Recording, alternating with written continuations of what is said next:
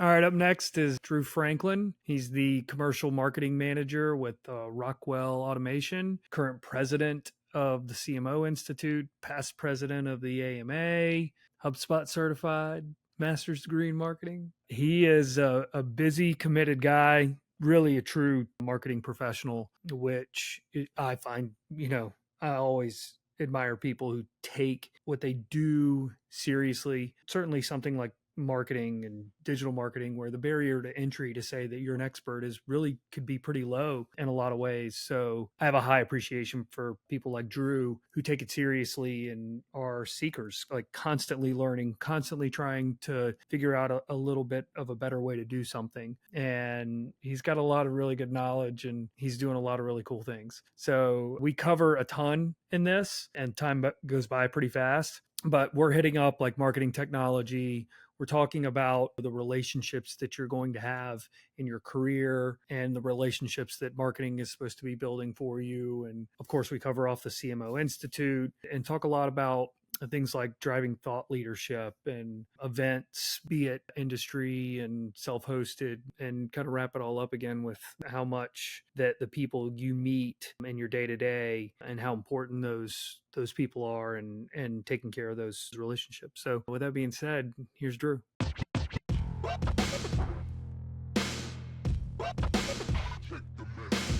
So you're currently the president of the CMO Institute. You're the commercial marketing manager with Rockwell Automation. You're past president of the AMA. You're HubSpot certified. You got a master's degree. You've been busy since Yeah. you left school. Yeah. You've done a lot. So kind of like at what point did you know like this is the path I want to go down? I love this. Like what kind of got you running this fast? Yeah, that's great. And I would say even before college, one thing where I figured out like I have an interest in marketing. Not like I'm in love with marketing, but I have an interest. I have an inkling of like, wow, I could do this for a career. Really goes back to my senior year of high school. I'll never forget this moment. I was telling a former colleague this incident a few weeks ago over lunch.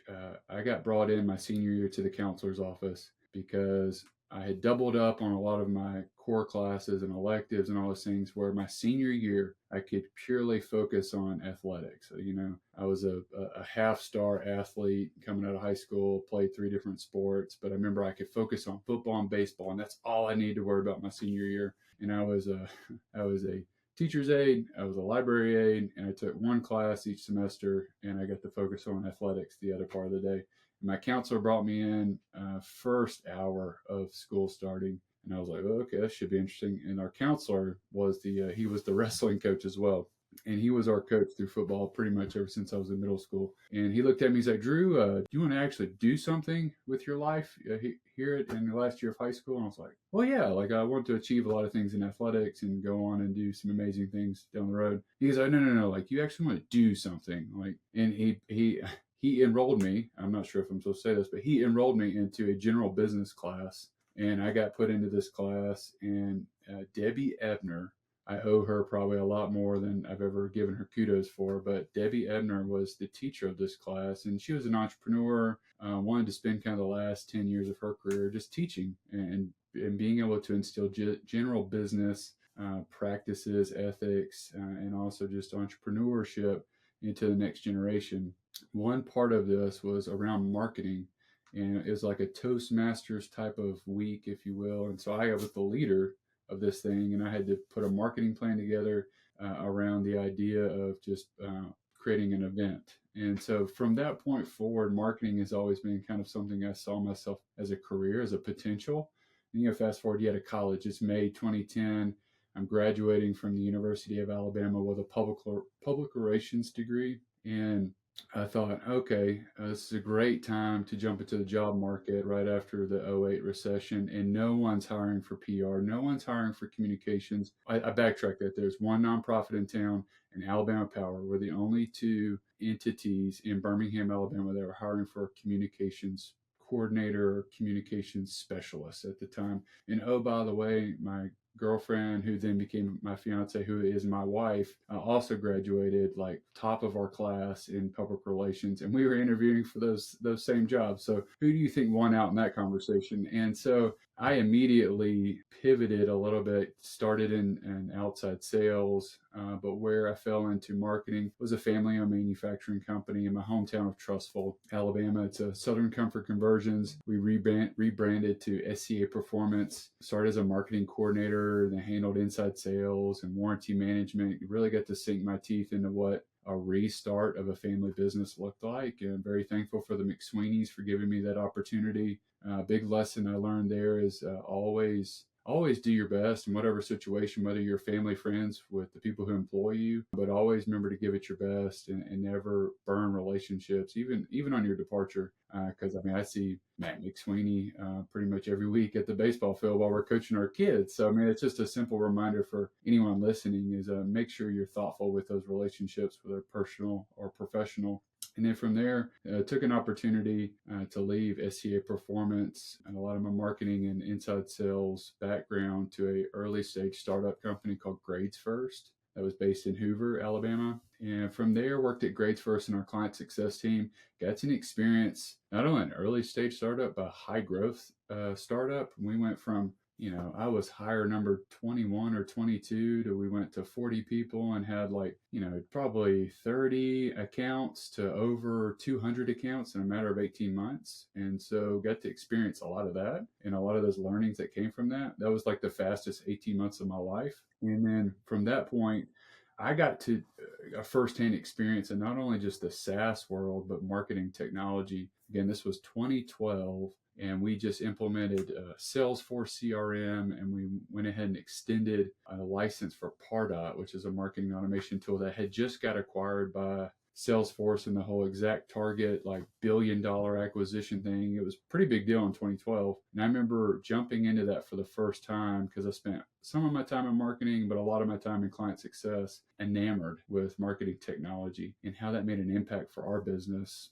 on whether that was taking leads from the website, putting them in an email workflow, and really just like that whole nurture process. But not only that, it just made things so much easier for our marketing team members. And also, like for us on the client success, we implemented email programs through Pardot for onboarding.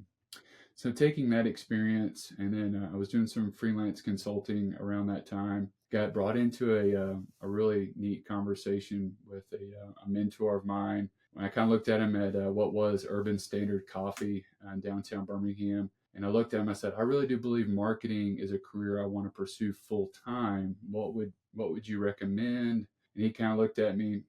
Sean Doyle of Fitzmartin is one of my mentors and good friends. He kind of looked at me. He's like, "Well, what do you think marketing is?" And I kind of paused and took like a sip of coffee, and I really thought I was going to try to be like really just elaborate with my answer. But I looked at him. I was like, just putting the company's brand in the right place, the right time, in front of the right person, and hope that they are the right fit, that we can do business with them. And he looked at me. He's like, "Okay, that's a good start. I was just prepping you. I didn't want you to say like I want to do I design cool things and all that kind of stuff, because that's a lot of that's not marketing." He goes, "Now I think you're on the right track, so let's begin."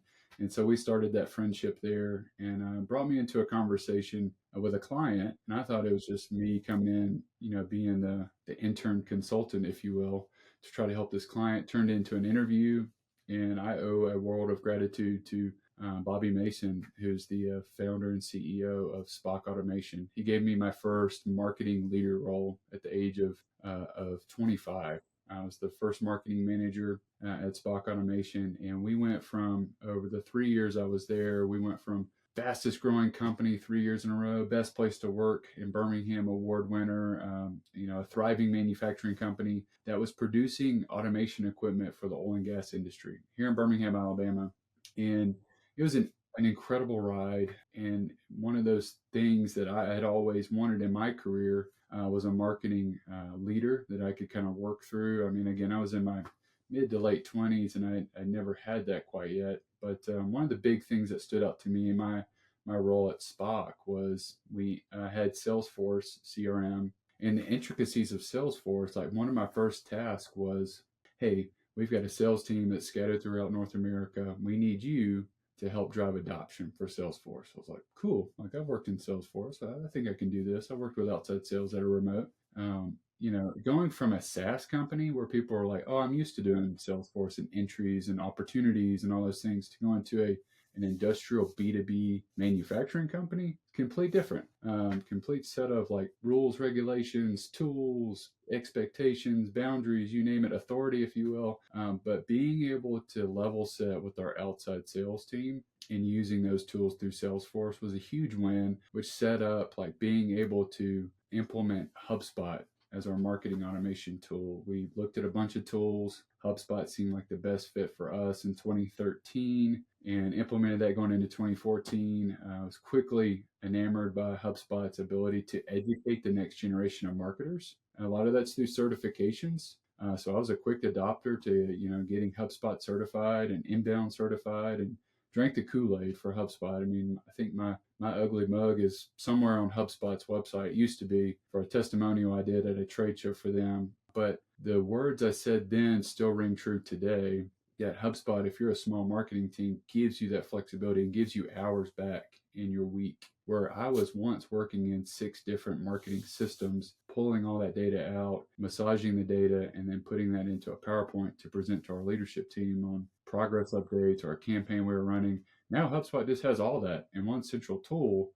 Not that this is paid by HubSpot, but it was an incredible learning experience for me to go through that. Again, it was one of those environments that I'm grateful for Bobby because he allowed me to be a successful marketer. We failed sometimes. I needed to learn from those things, but we thrived and succeeded a whole lot more, which I was grateful for.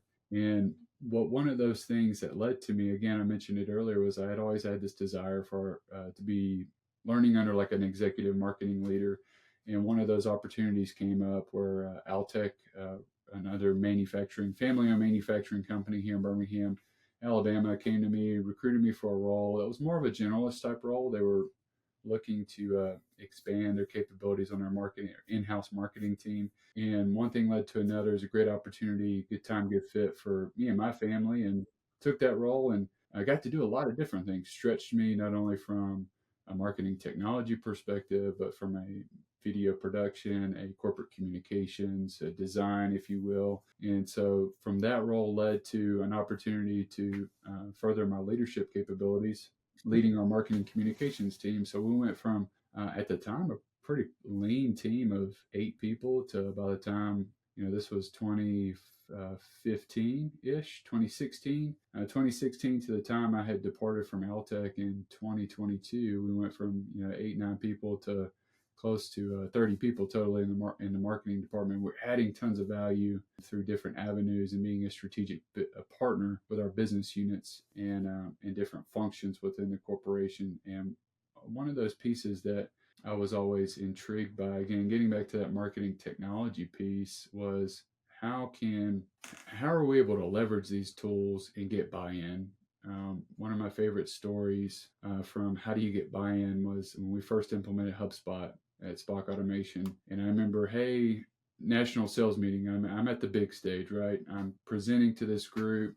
They just gone through their first year of adopting Salesforce, and we got, a little bit of traction. I said, hey, we're going to add this expensive tool to our portfolio of products. And someone looked up, and it was an older sales manager. He said, are you kidding me? That cost of that tool, we might as well just go get a new account manager in some region we don't have a presence in. That would serve us better. I'm like, perhaps, but I respectfully disagree, because this tool, when we set it up the right way, we're getting customer input, we're going to get your input. This thing is going to be working while you're asleep, and there's going to be generating new business for you in your region to help you hit your number. And everyone was like, oh, okay, we'll see. Well, 3 months, 6 months, a year goes by. We're at that same sales meeting a year later, and I had tried my best to do like a quarterly update on those things. And there were some sales managers I had a pretty close relationship with that kind of knew that what the tool was doing and the capabilities and what we were doing in marketing. Now there's a whole nother conversation on how you communicate out results and being able to have effective reporting to your sales counterparts. And so, but I remember getting back to that same sales meeting, and I asked the question as we're pulling up Salesforce record, like, "Hey, does anybody know Joe Elliott from Flowtech Industries?" And the Rocky Mountain sales manager's like, "Oh yeah, I know Joe's a great customer. Met him at the Rocky Mountain Oil and Gas Expo back in the spring." I'm like, "Yeah, okay, that's awesome. Joe is a great customer, and he's a he's a great customer that buys a lot from us." And I was like, "Can I tell you where we met Joe as a corporation?" And everyone kind of sits back like, "What's he fixing to talk about?" I scroll up a little bit on his Salesforce record, and it shows the activity where Joe became a lead from a sponsored LinkedIn campaign we did with a new white paper we published. And that's back when LinkedIn would hand out like hundreds of dollars of house money, like, please advertise with us. And I would always do the bare minimum. I would do the bare minimum. I'm like, oh, you're going to give me 250? Cool. I'm going to do 300. And like, so I mean, I only spent $50 investment to get this white paper distributed to a very niche distribution on LinkedIn. And, we would generate anywhere from 9 to 22 leads. But like, I thought it was worth it for $50 out of pocket. And one of those leads happened to be Joe Elliott from Flowtech Industries. And also we put him in an email workflow and this, that, and another. And all of a sudden he's downloading more literature, registering for webinars, and he's going deeper and deeper and deeper into this marketing funnel, if you will, to then he comes into our trade show campaign, and all of a sudden he comes to the booth, meets our Rocky Mountain sales manager, and all of a sudden we start the conversation again into another workflow. And then next thing you know, he hit the contact us button, and I'm connecting him and our Rocky Mountain sales manager again. Like, hey, this seems like a good fit. Where Joe Elliott comes to our corporate office, talks about the first custom packaging order that was, over the first year was close to $1 million. So to say that tool was worth it is an understatement. Because now I don't want to overglaze all of the work and the time and the investment that took to get all those other back end things working, because it took a lot of time and a lot of due diligence and a lot of effort to get those things working to where we got that one. And that was one of many end results from this tool, HubSpot. And so that was one story that I've always been fond of, not only from just a winning perspective, but just how that parlays into the efficiencies of marketing automation, and to where to where we are today. Being able to how we look at the marketing tech stack. I saw a graph the other day that was mind-boggling. I remember once upon a time it used to be the Martech 2000. Now it's something crazy like the Martech 10,000, with the advent of a lot of AI mixed into that Martech stack, which is kind of, this is crazy to think about. You go from like, oh, okay, how do you research and define like what do we need from 2,000 marketing technology platforms to like 10,000? Like, goodness gracious. And so that's where, if there was anything I could recommend to folks, if you're either scared or over anxious about like marketing technology in general, like I don't know where to start, I would start with like your peer group, whether that's industry marketing leaders that you look up to. LinkedIn's a great source for that. Find community that's open to talk about these things. I know one thing in particular that I have found significant value of, that's kind of my sounding board as a marketing leader, where I know other trusted marketing leaders are found, and that's going to be with the Chief Marketing Officer Institute. And there's an executive development program element to that, but there's also like a community aspect of that for all alumni and other marketing leaders that are tapped into it. And I can't tell you how many times I've gone to the community with a question on like, hey, here's like a marketing plan that's going to address these key objectives for the year. Can I can I buy someone coffee to talk through this? Or can we hop on Zoom and just kind of walk through like, hey, do you see any gaps? Like, or what other things you would recommend? And I know there's been a ton of conversation around marketing technology, whether that's like, hey, what are new tools that you are using to save time, or some education around those things. But um, I would say those are big things from a marketing technology perspective that I've learned from, into where to where we are in 2024 and beyond. It's pretty amazing to see, kind of in a short 14-year window, how much of that has impacted my career. Yeah, no, that's a lot. Um, I think you kind of obviously we talked a little bit about HubSpot, and we use HubSpot too, and it does. We had a conversation with someone recently about like I don't want to implement a CRM where I've got to go input every time that I have a call or every time I've got to have an email or every. And you look at them, and you go, guess what? You don't. It actually takes care of it for you, and you're able to just do what you do on a regular basis. Now it helps if you go add color and context to the conversations and move deals around and and help make it possible to where your job can become easier for you. But it's amazing how much value you could get out of it hands off. You have it, connect it with your email and connect it with a you know whatever call tracking you're going to use, and meetings and everything else, and you can get a lot out of HubSpot.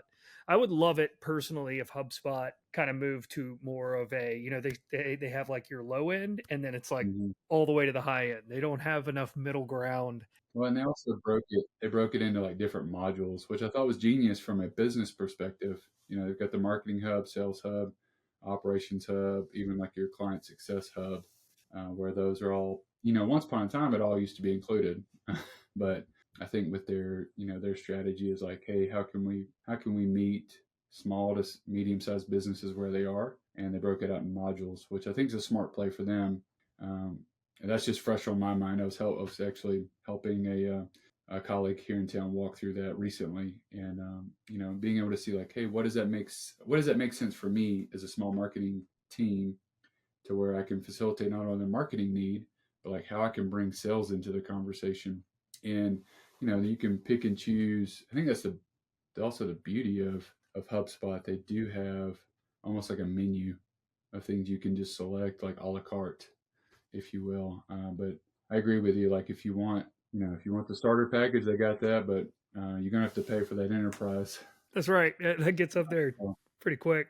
And the other thing, and I think this is everyone kind of has this too, and it doesn't even matter if you're an adopter of technology and marketing, is that it's daunting to stare down the barrel of everything that's out there and all mhm, of the this AI this and this AI that does all of these things for you, and the promise of automagical stuff happening. But I think leaning into your network or a network like the CMO Institute is huge. mhm, Is try to solve. Maybe the idea is not what should my tech stack be, but it's mhm. really should be the question should be I'm trying to solve this problem. Yep, What's a good way to do that? I'm trying to track this one thing, and then maybe going from there. But yeah, I think that's probably from a marketing perspective one of the biggest challenges of our industry, but also a good thing is that you always have to stay on top of what's happening next, and you kind of always have to be learning about testing out the next piece of technology. that's right. Yeah, and one thing I would caution a lot of marketers, and I'm guilty of this, the new shiny toy syndrome, is I was an early adopter of OpenAI's ChatGPT, still am, so I'm a subscriber to that. There's a lot of things that are good. There's some bad. There's some flaws in it. Again, not necessarily wanting to implement that piece of technology into my day to day immediately. Like I fleshed it out, tested it, did my research, but there's also a lot of other tools. I think of just like video, AI, for example. There's so many tools that I have tested that it took like the sixth, seventh, eighth project time or whatever to go to finally realize like, oh, this really is not a good use for like the problem I'm trying to solve for editing short clip videos. Like maybe I'm going to have to pay a little bit more for a full suite of something to really get at that problem. And I think that's something that as marketers, and maybe if you're a millennial marketer like I am, I'm on the top end of the millennial generation where we came into the workforce and everything was like, hey, budgets are gonna low and they're gonna be low for a while, and get used to it and scrap while you can. I remember I was joking with someone when I first got out of school. I worked on like a no shoe budget. I mean, it was just like, it wasn't even a bootstrap budget. It was just like no shoe budget. Like I had to figure out a bunch of different things, kind of just using my own resources and tools. And I think it made me a more efficient marketer that was diligent about the thought of like signing up for a tool. Like I really had to flesh it out and really be able to make a good business use case for it. I think that's the exact same thing for marketing technology is marketers can find themselves in a shiny new toy trap where we get all these things and it's like, oh, this is great. This is going to solve that problem. This is going to solve that problem. You get back to the, the really, the real problem of it all is you're working in a bunch of different marketing systems that don't connect or don't sync or don't really work together. And that gets back to the original problem. That's where I think if you can, less is more. I know it's a cliche saying, but I really do think if you're efficient with less, you're going to get more impact out of your marketing activities. Yeah, I mean, I think there's two big pieces to that. One is that we lose sight of, well, we'll say one, you can turn around and you're all of a sudden you've got, two, three, sometimes $5,000 worth of subscriptions that you're using Mm-hmm. 25% of each of them. But you've also, you maybe lost sight of what you were trying to achieve at the end of it, That's right. and you're using all this technology to help try to make your life easier, but ultimately you're not really focused on the goal anymore Mm-hmm. of what you should be doing. And ultimately I think it's, we're trying to help our sales teams create better relationships and understand efficiency, but not for the sake of just using a bunch of technology. Yeah, I think if there's any silver lining to that comment would be there's only one regret I have on the shiny new toy syndrome was this was back in 20, we'll call it 2015, 2016. Canva launched a campaign where you could pay $99 one time and get a lifetime access. And I was like, every time I open up my Canva account, I'm like, well, you could have just spent $99. You wouldn't have to worry about it. And so it's like I have a friend that he did that. He spent $99 in 2015, 2016, and he has a Canva account, and that thing is just paying him gold these days, which is incredible. But that rarely happens. Let me just caveat that. But that was just a funny note as far as like shiny new toys. Those are some things just to be aware of. Well, that's kind of, I mean, that's the way you look at that. That's the same thing as the stock market, right? You look back and you're like, man, I should have bought Netflix in 2010, 2012, whatever it was. So you brought up a minute ago, you brought up the CMO Institute. Let's talk a little bit about that. Tell me about what that is and why it's important to you. Yeah, so the Chief Marketing Officer Institute is founded by a friend, a mentor of mine, a chief marketing officer. He's a three-time chief marketing officer, Bill Colazar. He's the current chief marketing officer at American Family Care, located here in Birmingham, Alabama. This was a vision that was birthed out of a master's thesis where he spent a few years at Georgia State developing a thesis on marketing leadership and how his thesis was found around the marketing leader is one of the more unique leaders, especially once you get to the C suite level. There is a north, south, east, west pull and push relationship that most likely more of the other C suite leaders just don't feel in the organization. And if you look at chief marketing officer tenure versus a COO or a CEO tenure, it's pretty staggering contrast difference. I think the average right now for a chief marketing officer is a little over, I think, in between 2 to 3 years. If I looked at the data correctly last, where like an average senior tenure for a chief executive officer is close to 10. And so, there's a multiple there. Makes you wonder and ask the question, like, why is that so? And I think that the other part of that is Bill noticed early on in his career, no one is talking about the leadership factor of a marketing leader. Because when you go to school, you get a marketing degree, everyone talks about more of the tactics, the planning, maybe a little bit of strategy. And especially if you get like a master's degree, like an MBA or something like that, yeah, you're going to talk more so about strategy. More times than not, you're talking about tactics and planning and execution of it, right? And how to report out of maybe. where Bill and the Chief Marketing Officer Institute took a hard stance on partnering with. It started at the business school at UAB, the University of Alabama in Birmingham, and it was an executive development program for mid-career level marketing managers who have an aspiration to be a marketing leader, whether that's director of marketing, VP of marketing, chief marketing officer, or some type of senior level marketing leader. And Bill has brought in and created an incredible program. I got the opportunity to be part of the first cohort, and that was back in 2018. And back then it was a 9 month program. We met once a month at UAB and had an incredible class opportunity where we took not only research that we studied throughout the month and brought that into the classroom for application with an executive level speaker, and then from there had what I would call community time and being able to network with our peers on a deeper level and talk about the application of what we kind of had learned and studied throughout the month and heard from our executive teaching. And then from there, I mean, this class has birthed some pretty big marketing leaders, not only here in Birmingham, but a lot of people in my cohort went on to, whether it's the Mayo Clinic or leading Series A, Series B, Series C fund SaaS companies across the country. We've got several people at different, large investor-owned utilities that participate in this event, or large financial institutions that are based here in Birmingham. And so there was several diverse mix of marketing leaders in there, and that's where I say I believe it's an incredible community to bounce those ideas off of, and that's where I found a lot of value as a mid-career marketer, if you will, who aspires to be a chief marketing officer one day. I'm not saying it's going to happen tomorrow, probably not going to happen next year, but it is definitely my North Star as far as my career goes. And that's where I think you get a lot of like-minded individuals who can double down on building that community.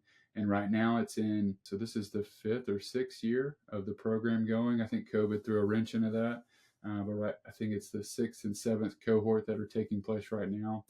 And what I get a privilege and I get I get jazzed about is being able to recommend young marketers that I've either hired in the past or been a mentor or a friend of into the program, and see them come out and really next level their career and being able to take on a marketing leadership role going forward. That's very cool. Yeah. There's man, I remember trying to think of how long ago this was, but I read an article about like, why CMOs fail. And it had a lot to do with the expectations of what, the CEO, wanted them to do. And sometimes it was sales, and sometimes it was a fancy advertising campaign, and sometimes it was, revenue or profitability or whatever. And it's the CMO is typically going to be involved in all of these elements and touching like way more pieces of the business than a lot of the other people in the C-suite do. And something that early on in my career I realized that marketing gets way too much credit when things are going right and way too much blame when things are going wrong. And that's just part of the way that it goes. And I think that's, you got to learn what you should and shouldn't take credit for sometimes. And on kind of top of this too, and I'll have to go see where I feel like I've seen two articles recently that were about the how the CMO role is maybe going away a little bit. I didn't really read through the articles. I just kind of saw the headline as I was flipping through Google News. And I mean, I can see, because of that whole idea of like it's a 2 year, compared to a 10-year tenure, in a lot of ways you could see how that might just change. Or sales is going to take part of it, a marketing director is going to take another part of it, but the CMO that's over all of it maybe doesn't exist in that sense. But if I find it again, I'll have to send it to you. No, and I agree with you there, but there's also like this hybrid movement that's taking place. You could say, hey, the chief marketing officer has evolved to chief revenue officer or a chief experience officer, or like they've dismantled that and marketing resides under sales or revenue or operations, if you will. But I've seen there's a few other research studies happening right now. I know Coca-Cola was one of the more prominent companies that had a VP of marketing or a chief marketing officer for the longest time. And then they did. They were one of the first big Fortune 100 companies to dismantle that role. And it was a very short 3, 4 year period that did not have a chief marketing officer. And they've recently added that role back. And funny enough, it was the person that they let go brought that person back and was able to see significant rebound, not only in their brand, but their brand standards and how that extended into their global market. One thing that I've kind of always admired is companies that can recognize that and being able to and rethink how the organization is structured. One new thing I know at Rockwell, where I currently reside as a commercial marketing manager, we have a chief marketing officer, Robin Seitz. She's one of the sharpest marketing leaders I've ever had the privilege working under. And one new thing we have restructured at Rockwell is, where does inside sales reside? And it has just now transformed where inside sales lives under the marketing umbrella. And we were just at a town hall meeting this morning, kind of laying out that plan. And it all gets back to lead to revenue, which gets me excited as a marketer because you get to see all the efforts that go into your planning, your strategy, your tactics, and like how you're spending all that investment to get that lead to now it's like all under the same roof. Like we're working together, getting that lead all the way to revenue opportunities. And that's something that it's going to play out the way it needs to. And I'm excited to see where it goes. And I do think you're starting to see more of that motion start happening, whether it's small businesses or even your large organizations like a Rockwell, where inside sales are starting to kind of come under the marketing umbrella. And with kind of the main objective is like, how do we get closer to the customer? But also like, how are we able to prove out that alignment with everyone's goal of revenue? And so that's something that is an interesting note for the conversation. No, for sure. The I used to work in the automotive space, and I would tell them, their big thing is like leads, leads, leads, leads. How many leads can I get? And I said, I'll get you as many leads as you want, but I get to control the pricing, right? So if as the marketing team, I can control all the prices, I'll fill up your bucket full of leads. And that's to your point, like you shouldn't be disconnecting any part of sales from the marketing conversation, from the pricing conversation, from the profitability conversation. Like they're all interconnected. So to keep them apart just is going to create friction and dissonance, and whether internally or externally, it's kind of fraught with issues by separating those things. So well, you brought up Rockwell. Let's talk a little bit about what you're doing this year, what goals you have for the year, what are you testing, growth strategies. Talk to me about what's next. Yeah, so Rockwell Automation is we're a Fortune, at least Fortune 200 company, global company, publicly traded, based out of Milwaukee, Wisconsin. I serve on our industry strategy and industry marketing team as a commercial marketing manager, primarily focused on our industry solutions. And these are SaaS products that we are partnering with our different industry verticals. Specifically, my primary areas are process industries. So these are oil and gas, energy, mining, chemical, and the automotive and tire space. And so right now, a lot of my goals for this year is how do we bring those solutions? Really, we're in pilot stage with both of these solutions right now. How are we bringing those to more of a general availability state towards this summer, going into the fall, towards the end of the year? And a lot of those goals are just like, for me, it's different for me because I'm more of in a strategy role and kind of pulling people closer to our go to market. But how do we get those things matured to not only bringing in pilot use cases, pilot customers, but how we're developing that pipeline for customer opportunities. And my big thing right now is really driving that through thought leadership. So we're trying to drive not only content for our website, but how are we creating valuable like I almost hate to use the word ebook. I know a lot of people think it's very outdated, but there's a lot of value, at least what we see in process and automotive and tire industries. If you can put a nice white paper and some other supporting materials on why you are the potential thought leader in this space, it adds value. And so that's anything from thought leadership to moving into our goal, moving into, we're on a different fiscal year, but going into this summer, which is our fourth quarter, we're going to be moving into full blown demand generation. So there's a lot of tactics and planning that goes into that. But for us, like we've seen this resurgence of events being a big part of our strategy, and with industrial spaces, it's very relationship based. Just coming from my world at Spock Automation and Altec, like a lot of business is built off relationships, and so that was something we are adding back to our plan for this year, and we're excited to see a lot of those things take place. And it's not just I do want to caveat, it's not just like hey, we're going to an industry trade show and we're going to see our friends there and hopefully we'll do some business. One thing that we took a big adult step back is really evaluating, hey, what are the best shows for us to attend with the budget that we have, and like matching that with the audience that is the best fit for this solution, and then marrying that with even a back end plan of like how are we cultivating a lot of that information and demand pre-show, during the show, and post-show. So there's a lot of technology in the background. We use Dynamics CRM, Microsoft Dynamics CRM, and Eloqua as our marketing automation tool. And so there's a lot of planning that's cross-functional with different teams that go into all of that.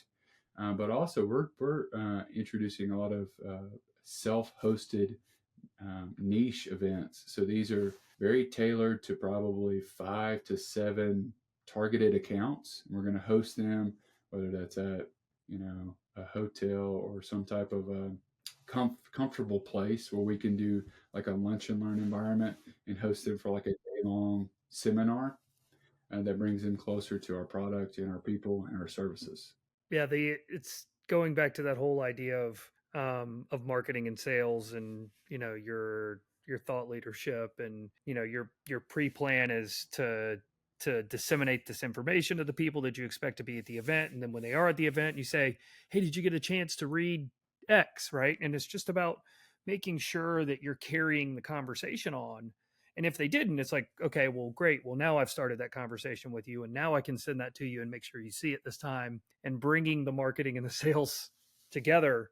And I mean, obviously, it's the event economy is kind of back in full swing post COVID, and uh, and so you're starting to see a lot more of that. But and we've done these in the past, and the self-hosted event thing is just it's great because you really have more of a captive audience. You can be a whole lot more efficient with the time. So instead of spending 3 or sometimes 7 days somewhere, you can accomplish a hell of a lot more in 24 hours. Yeah, it's an attention thing, where you're at a big event, you're leasing space from another venue or another vendor, if you will, and you're competing against attention. Where the self-hosted concept is, we are capturing full attention in a very short amount of time, and that's appealing to a lot of people. Yeah, no, for sure. I think that all leads into this idea of just relationship building, and using all this at the end of the day to how do I get to know you, and how do I get to understand your problems, and how do I get to, if I can solve them, I can solve them, but if not, how can I help you find the right people that can solve those problems for you, and treating it not as just a transaction but as this this networking. And really, if I'm going to bring it all back around for you, it's in the very beginning, the advice that you gave was be mindful with your relationships, and be mindful with the people that you meet, because you never know where you're going to be playing baseball with them, on the sideline, standing there with your kids, because your reputation matters, right? And it's as big as you think your industry is, it's a lot smaller than you realize. Smaller and smaller with every person you meet, especially if you live in a size market like Birmingham's not small by any means, but every person you meet, I just have a frame of reference of Birmingham. It's where I was born and raised. But every person you meet is connected to everybody else and their mom. So each person in each relationship you form, you're just closer and closer to a multitude of other people, and your reputation will precede you, whether that's good, bad, or awesome.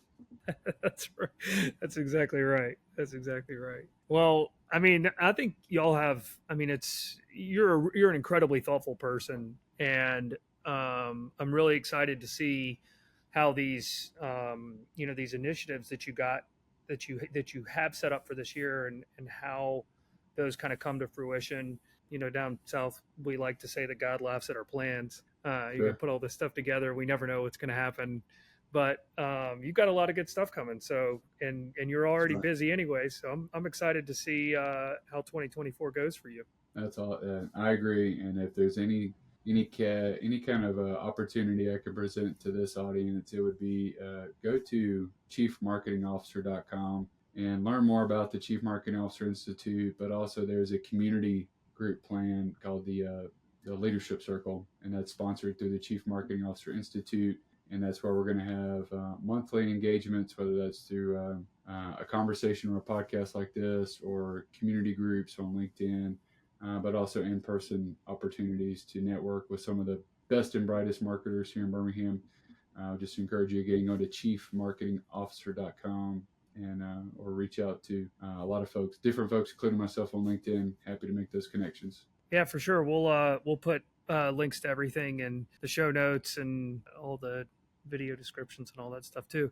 Anywhere else people can find you? What's the easiest place for people to get in touch with you? I'm an avid believer of LinkedIn. I probably have died off the Twitter X platform. I check my love for the tide on Twitter every once in a while. I'm more of a lurker on that platform these days, but you can find me pretty active on LinkedIn. Well, perfect. Well, Drew, thank you so much for your time. Thanks for the expertise and the insights. I appreciate it, man. Awesome. Thanks, you. All right, dude.